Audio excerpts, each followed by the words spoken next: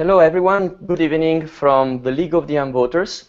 We are here to welcome the candidates for the primaries of the European Green Party, for the candidates for the President of the European Commission in connection with the European elections in 2014.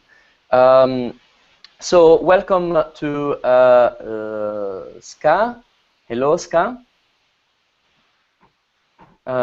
Welcome to Rebecca. Hello. Welcome to José Bové.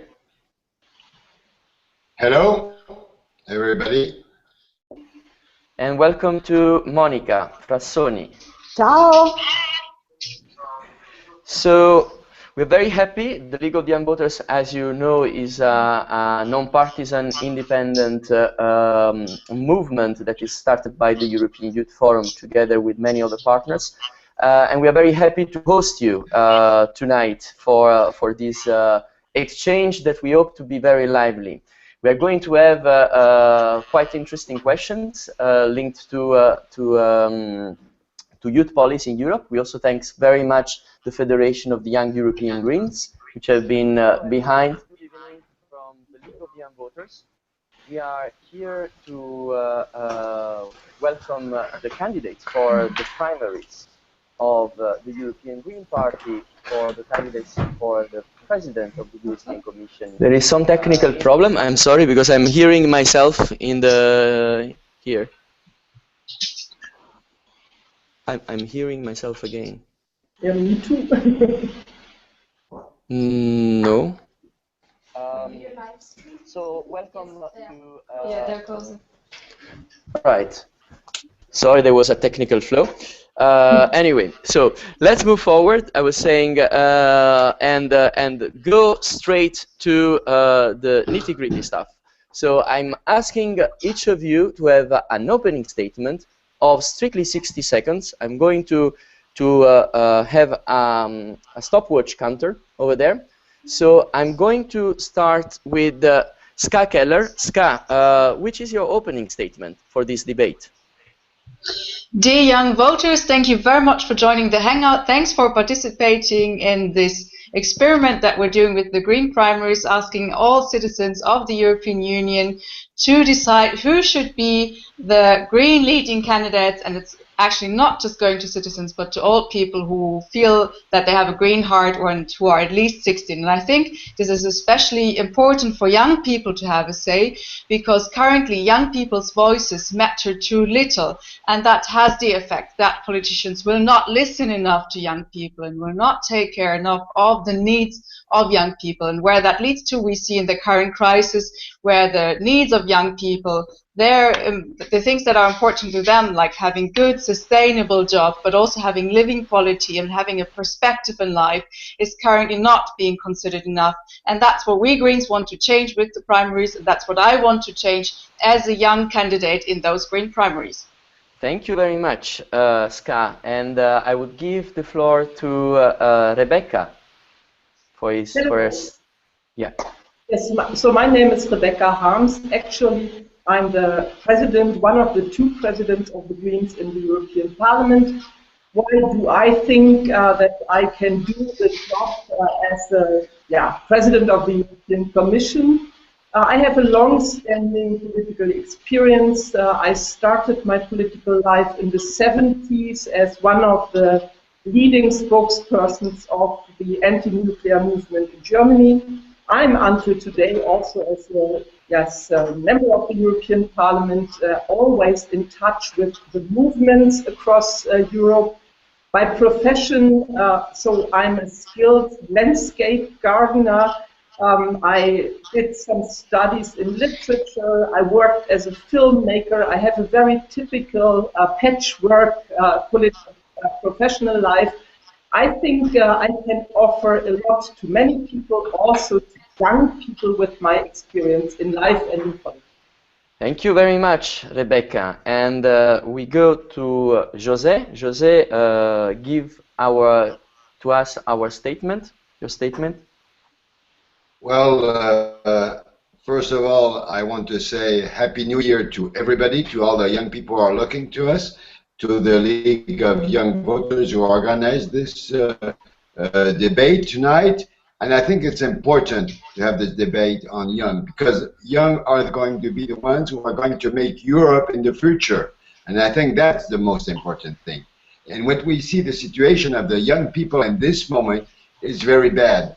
More than 3.5 million young people are unemployment, and in much of the countries, in the southern countries, in Greece, in Spain, in Italy, in Portugal, more than 40 or 50% of the young people under 25 are now have no work. So we need really to struggle together. And I'm here tonight, not only to say to the young, you have to vote, and you have to vote, and we're working for you to vote at 16 years old, but you have also Jose, to organize yourself to struggle. Thank you very much. I need to stop you because the time is gone. Thank you very much. And I'm going to give the floor to Monica for her statement. Monica. Buonasera, my name is Monica, and I am also a contestant in this European Green Primary. I also would like to wish you a very happy new year. And also thank you very much for being with us tonight. I believe that the good thing about the Green Primary is the fact that we are talking with young people, but also with people who are not that young anymore. And I believe that the core message that I would like to give is that in the moment in which we solve the crisis for the young people, we will solve the crisis for everybody. And I believe that the two main lines of my campaign, which is with the Green New Deal, the ecological transformation of society, and the fact that Europe has to remain united and be more democratic, are the issues that will be able, hopefully, to mobilize young people also around real green solutions for their problems. I think that Thank you very much. Thank you very much. I will think later then. Thank you very much. Yes, thank you very much. The time is gone. Thanks to all of you for this first round of statement. And now I think that after this warm-up, we can go into some concrete questions that we actually have for you. You all mentioned basically the need for this generation in Europe to be more active and to be part of the European project. My first question to you is actually, what do you think about youth activism and how you think it can contribute to a more democratic Europe? And I would like to start with Monica, who was speaking the last. So I will go on rounds. So Monica, you have again only 1 minute for that answer. Yes, I think that the best way to get and to mobilize young people is to convince them that it is very, very useful to not only participate in the European elections, but also to help us thinking and help us implementing good policies for employment and for also finding a new and better economic activities. I really believe that this is not a challenge that the political system can do it on their own. I think they already tried and they failed. But I think that the participation and the involvement and also the instruments to be given to young people directly is our best option. It is not that we have to teach them what to do, but they have to tell us what they want. And I am very sure that this will make our life also as politicians easier. Thank you very much. And what about José? What do you think about that question? Well, I want to say maybe something maybe a little different. We need the mobilization of the young, and the best thing they have to do is to put on their ideas. When you're young, you want to change the world. And what I believe is that we need this real power of the young people to change the world. And all the mobilizations I'm working on against shale gas, against nuclear industry, against, for example, in France, a big airport, Notre-Dame-les-Landes, a lot of young people are in the struggle, and they're really those who are making the struggle. So I want to tell them, be more powerful, really put on your ideas to change the world. You're going to have a lot of years after to do things concrete, but now you're young, you're able to change things. And if you are able to struggle, you're really able to go on for a new Europe. Thank you very much. So the power of youth to change the world. What Rebecca would say about that?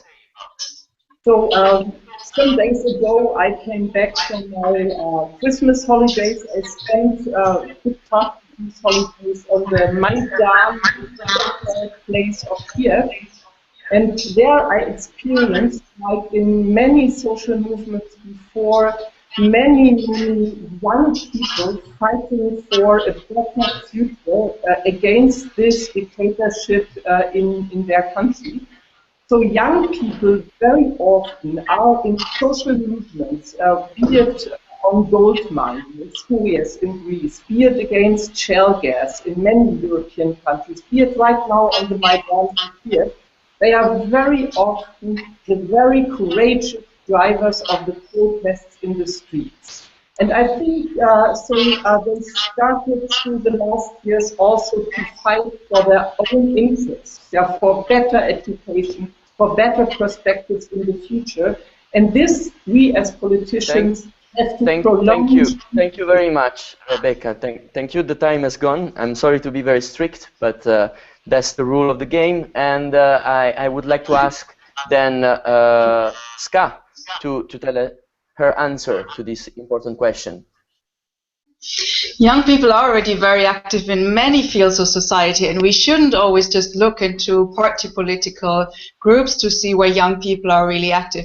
And what we should stop doing is we should stop telling people, young people, that it's very great that they're active now and that in the future they will also make decisions. I think it's time that we are not just like taking it on the streets, but that young people are also involved in decision making, because it's very nice to be the ones who are holding the posters, etc., who are doing the blockades or doing the demonstrations, but it also matters. It matters a lot how much you're part of decision-making structures, how much you're part of parliamentary democracy, etc. And there, I think, is still a lot of deficit, and there a lot of things have to be done.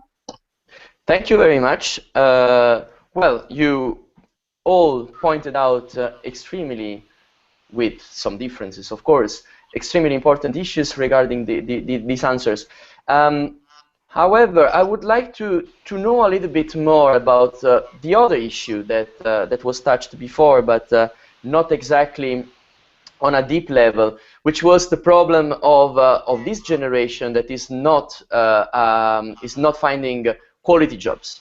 And I would like to know, since you are all running for becoming the candidate for the president of the European Commission, what do you think that the European institutions, namely the Parliament, the Commission and the Council, should do and could do to cooperate and create more opportunities for young people to access the European labour market?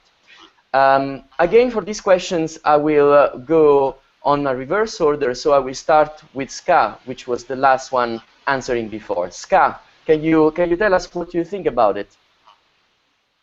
Indeed.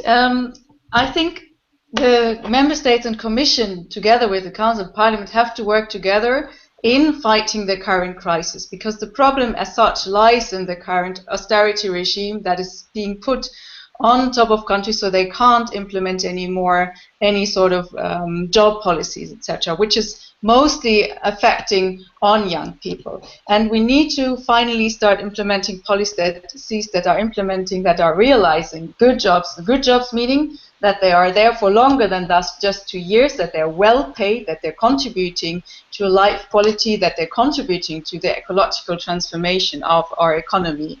And when those policies are implemented on member state level, then it's important that those member states are not being punished for instance, their investments into these green and sustainable jobs. And we need to invest into other areas that are important for young people, like, for instance, education, where currently a lot of cuts are being done because it's easy to cut in education. Sorry, I have to cut you because we are done with the time, but I would like to know what Rebecca has to say about this topic. So I studied, worked on the situation, especially in the in the countries of the south of Europe. And I think the real challenge ahead right now in the European Union is to fight the recession, which is in some of the countries already present, for example, in Greece. And the solution, the better perspectives for young people will come along with better perspectives for also the rest. I think a huge program for better economic development, which we described in our Green New Deal, is what we have to do. It's high time, and we have not to wait longer. In addition, because this is a challenge, especially again in the countries of the south, but also in the east. So we cannot Thank you very much. So we cannot wait any longer, says Rebecca. I'm sorry, Rebecca, I need to, the time is gone, so I'm sorry that I need to cut you. So the time has come, there is no time to wait. What José Bové thinks about it? Well, clearly, what I want to say is that we're focusing a lot on the southern countries, but we have also to see that the problem for the young people, for unemployment, is also a problem in a lot of eastern countries. And for example, Croatia has a lot of problem. The youth in Croatia have a lot of problem. So I think we need to organize more mobility for the young, for going from a country to another, and we need also to have professional and training more, and this doesn't exist. And I think that it's a really new opportunity. We have to change completely the way. Erasmus was a good idea, but it's not enough. A lot of young people want to have a job and want to build this job by themselves. So we need to improve. And the money that the European Union is giving for this billion euros is clearly not enough. Everybody knows that if we want to have a real youth policy, we need more than 21 billion. Thank you, José. Thank you, José. So, young people, it's not enough what the European Union is doing at the moment for young people and employment. What is the take of Monica on that? Monica? Sorry, I forgot to unmute myself. I was saying that the European institutions do fundamentally two things: new regulations and law, and spend money. I think that what we have to do is to concentrate both things in the activities which produce job. And we know that these are basically three: the education and health, IT, and green economy. So I think that we don't have to go on doing like we do now, like the European Union does now, give bits and pieces and have a lot of fights among different lobbies, but we have to direct and to go in that direction basically only. This is the way through which we will be able to have an impact, and having an impact, we will give also a new sense to the European project. Thank you very much, perfectly on time. And now after this round of questions, which comes from us directly, we are going to discover a little bit more what the public has to ask to all of you. We are receiving a lot of questions from Twitter, from Facebook, from an email account that we set up for this. So I'm looking at the other screen, and I'm looking at the first question that is coming from Stephen. Stephen is asking, what are you personally doing to help improve youth participation, not only in the upcoming elections, but also in terms of getting youth involved at the local level? So the question here, what are you planning to do, not just to get the mobilization high during the election time, what's happening afterwards at the grassroots level? I would say that this time I will start from the middle, we still have the 60-second rule. So I will start with Rebecca. Rebecca, what do you think about that? So I'm used to go to the regions of Europe. If there are problems on shale gas in Poland, I go to the people in Poland. If there are problems on uranium mining somewhere in Finland, I meet the people there in Finland. If there are problems on environment or on education, for example, on broadcasting in Greece, I go to ERT, to the television people in Greece. As I said, I'm just coming back from the Euromaidan in Kiev, so it's one of my strategies to be not only in the parliament, but to be with the people who want that I deal with their problems in parliament. It's very necessary as a green strategy to always understand the people on the ground. Thank you, Rebecca. So you're basically saying that it is important to go on the ground and meet the people and speak to them. Very but important. beside that, for instance, Ska, what do you think else could be done in order to reach out and mobilize young people at local level as well? Well, for youth participation, I first of all, of course, try to set an example as well, which I often hear is important for young people to see that it's actually possible, that it's not a horrible job to do politics where you're having really strange things to do, etc. It's possible, it's actually very well possible, and it's actually fun.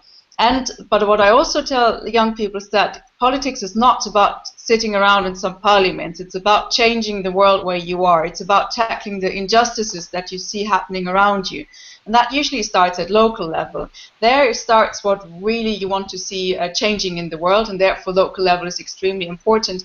And I think it's important that we're not necessarily putting, or not at all putting young people into some rigid structures. It's important to accept whatever social movements are coming up, to see what is of interest for people, and to be flexible and to allow movement also between those different issues and between movements, and not say, okay, you join an organization and that's it for the rest of your life.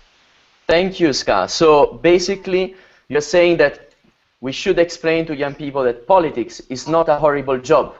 And on this, I'm looking at Monica. What is your take on that?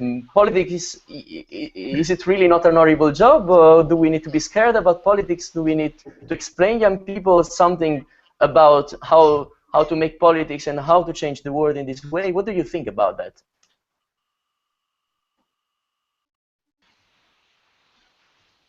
We always have some delays with Monica. Monica, are you there with us? Yes, it's my fault. I'm mute. Right. I just wanted to say that when I was a child, when I was a girl, I wondered whether I wanted to be an actress or a politician. I opted for a politician because I thought it was more useful, and that could also be, of course, fun. But going back to your question, I think that the real challenge here is to make the connection with the European institutions is actually useful, has a possibility to have a weight in what people, and above all young people, want. It is not that everybody has to make politics, but there must be a connection between what people want and what young people want and what is actually done up there. And I think that that is the main beauty of politics, when this connection is actually working.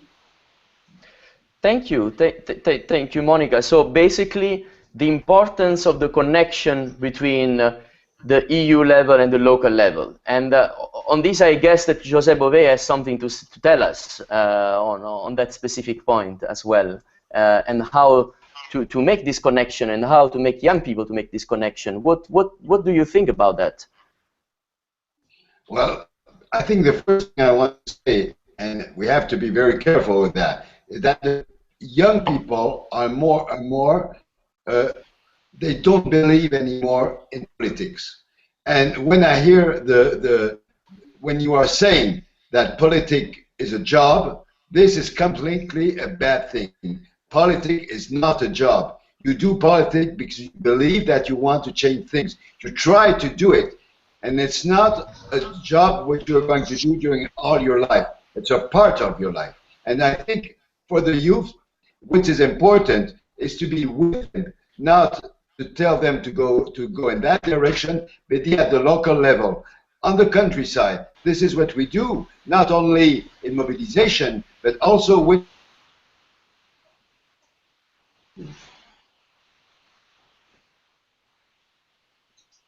We lost José.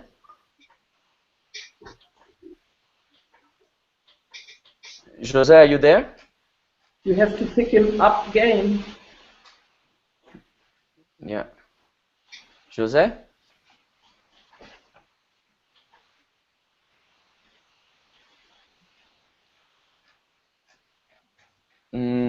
Okay.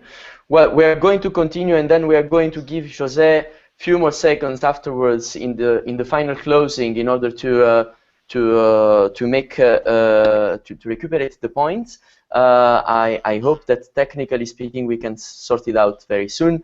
Then I'm going to have another question for you from this time from Anne-Catherine. Anne-Catherine is actually saying that it is extremely difficult for young graduates to get a first real job and to avoid getting stuck in the so-called internship loop. What are your suggestions for encouraging employers to take people with little work experience on board and give them a chance? And I will start exactly with José because he was interrupted before. So José, what do you think we can do for getting young people that are just graduated to get a real job and not some unpaid internships, for example? Well, I think this is not only a problem for graduate people, it's a problem for all the youth who have a lot of difficulties to get in their first job and not to have only small jobs for a few months.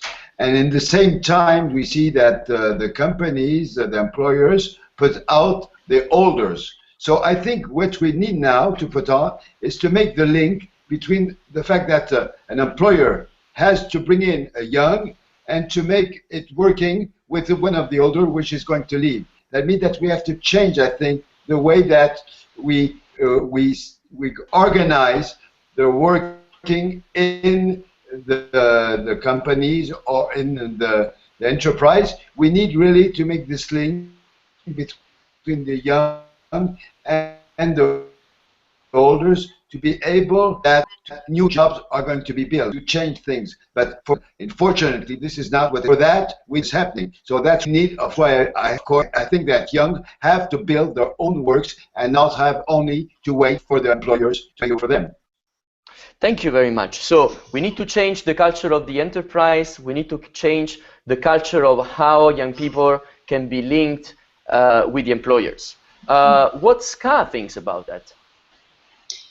First of all, I think we need better rules on what internships are and who is doing internship for what sort of price, so that we don't have people who are completely finished with their education working as interns in what is actually a proper job, just not paid at all or not well paid. And secondly, we need to invest in new and sustainable jobs, especially in education, in health, in the green economy, and we should not see those investments as a budget deficit, but really as an investment into the future, which it really is. So 2 tires, fair internships, and certainly not after graduation. That's when you actually have enough of work experience to start a real job and create those very much needed jobs in health, education, green jobs, and this is an investment into the future and should be seen as such and not punished. Thank you very much. So investment in green jobs, investment in a new economy.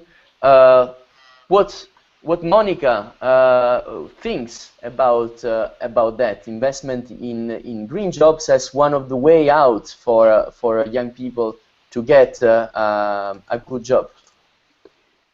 I would like to repeat what I said earlier, just very briefly, and that is that it is not possible to consider youth unemployment on its own. If you want to solve the question of youth unemployment, you have to find activities that produce jobs.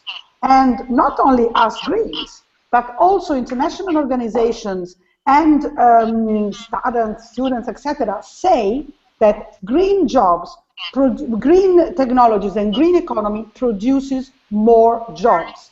The problem is that the old black economy does not like this at all. And this transformation needs very much new rules, new political majorities. And that is where the youth unemployment question is very much linked with us winning the elections and changing the Commission. Thank you very much, Monica. So black versus green, I would say, what you are saying. And to go back to Rebecca, what exactly then do the green job mean for young people? I mean, what is it? What is it in practice?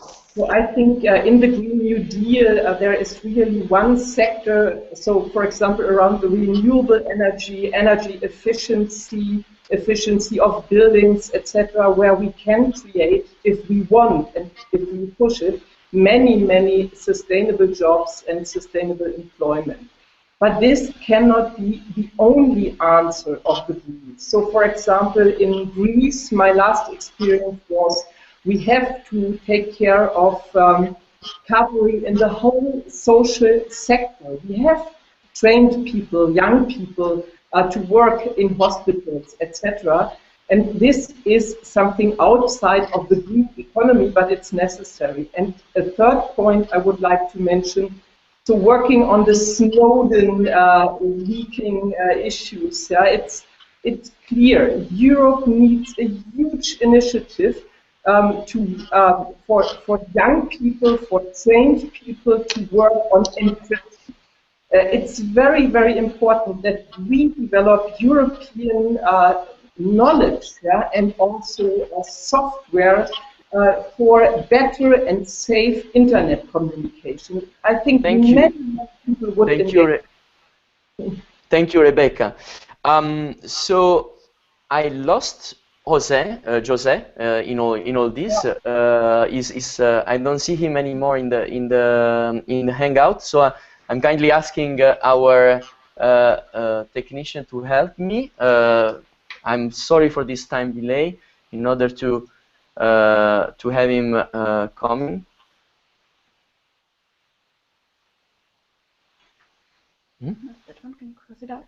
No? No, it's not that one. 1 second, I'm really sorry for the delay. In the meantime, while we are sorting out the technical problem, I'm going to warm you up a little bit with some more feedback from the tweets. I'm taking a look over there. Is there some interesting tweets that we received in the meantime? We are checking out for that.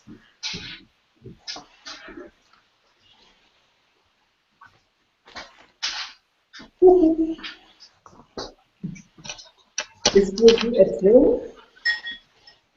Oh, do we have back Jose? He's invited. He's invited again. Sorry for that, but technology sometimes always have its own flows. I don't see him coming back, unfortunately. We are going to keep going because we have really short time. So I'm going to look at the last question I wanted to ask you from the audience. Is a question coming from Sebastian, who's saying that very little young people know about the chances that the Erasmus Plus program offers and is going to offer to them. What are your plans to ensure that all young people have access to the same possibility granted by the European Union? How to make sure that their projects and their ideas are supported financially from the EU level? I see that Jose is back. I'm very happy to see Jose back for this last question. I hope that he heard the last question. Can you just make a wave? No, I will repeat it again. You didn't hear the question. You didn't hear the question. To be correct, I will repeat it again. It's a question from Sebastian. And Sebastian is asking, what are your plans to ensure that all young people have access to the same possibility granted by the European Union, especially referring to the new Erasmus Plus program, and especially how to make sure that their projects and ideas are supported financially by the EU. How can we get this? I will start with you, since you've been quitting us before a little bit in advance. So, Jose, what do you think about that? Well, for first thing, I would like to apologize because I was not there, because this is also one of the problems of Europe, that we are not equal with internet all over Europe, and this is really a problem. And in the countryside and in many countries, we have this kind of problem. So I think this is one of the things. If we want the young people to be able to have the same change everywhere, we need to have real connections everywhere, and this is really a problem for the rural areas. So if I come back to your question, I think that Erasmus is a good thing. This depends now, of course, at the European level for the money that Europe is giving for this program, but also for the countries. The countries have to take this, but it's not enough. I was saying in the beginning, 6 billion euros is not enough to make all this. Everybody knows that to have this real program, we need more money. But of course, Erasmus, for me, is not enough. This is only for academic graduation. But what is the most important thing now is to have professional graduation. Because a lot of jobs for changing, for a green economy, is not only a problem of university, it's really a problem to how young people are able to have a job, to work in the houses, to rebuild houses, to make plumbing, electricity, and so on. And a lot of new jobs. Thank you, Jose. This is, I think, for me, the problem. Yeah, thank you very much. Erasmus is not enough. I'm looking at Ska here, because the new Erasmus Plus program goes a little bit wider. What do you think, Ska, about this new Erasmus Plus program? Well, in a way, it's of course nice to make Erasmus wider, and indeed the problem of not just having academics but have everybody participate in European-wide exchanges is extremely important, because we shouldn't just have a European elite of some, we should have Europe for everyone. But if you make it wider, it also means that you need to put in more money, and that last bit, unfortunately, has been lacking from the new Erasmus proposal. It's very much lacking in money, but I mean, apart from the money, I think there's still a lot of things like involving young people more in the conceptualizing of the Erasmus programs, of the different projects. I think that's also something that could have been better, and could be better in the future, so that we're really creating programs and projects that are responding to what people want and not just what some people think other people want. But indeed, having a Europe-wide exchange possible for everybody and not just for those who can afford it is, I think, really essential to also build a European understanding, to build a European citizenship, and to build a European debate and public in the sense that we would need. Thank you, Ska. Sorry, I need to interrupt you over there. What I wanted to add in this is the fact that actually the new Erasmus program, the Erasmus Plus, is not just covering the old Erasmus, the one connected to the university, but is actually also including non-formal education, what was previously in the Youth in Action program. Therefore, I'm looking at Monica. What about the support to non-formal education and to youth organizations that is included in this Erasmus Plus? How it can be accessible to all young people and all youth organizations in Europe?